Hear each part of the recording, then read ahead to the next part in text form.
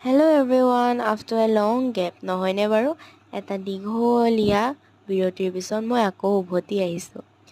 আচলতে semester start হৈছিলেহে আৰু কালি আকৌ দিলে আমাৰ ফাইনেল এক্সামৰ ৰুটিন। বাৰু বাদ দিয়ক, সেইবোৰতো এক্সাম আহিব গৈ থাকিব, কিন্তু এই সৰু সুখবোৰ চিৰস্থায়ী।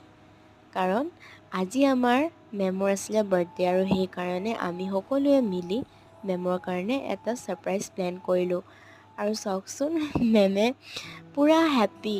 সঁচাকৈ দেখি ইমান ভাল লাগিছে আমাৰ মনটো।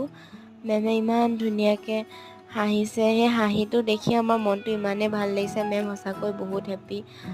আৰু এই সৰু সৰু সুখবিলাক পিছত আমি এনেকৈ যদি ধৰি ৰাখোঁ চাব পাৰিম। সকলোৱে আমি ধুনীয়াকৈ একগোট হ'লোঁ আৰু মেমক ধুনীয়াকৈ বাৰ্থডে উইচ কৰিলোঁ। মেমেও ধুনীয়াকৈ কেক কাটিং কৰিলে আৰু এই সময়খিনি সঁচাকৈ চাই থাকিলে চাই থাকিবৰ মন যায়। চিৰসেউজ এই সময়।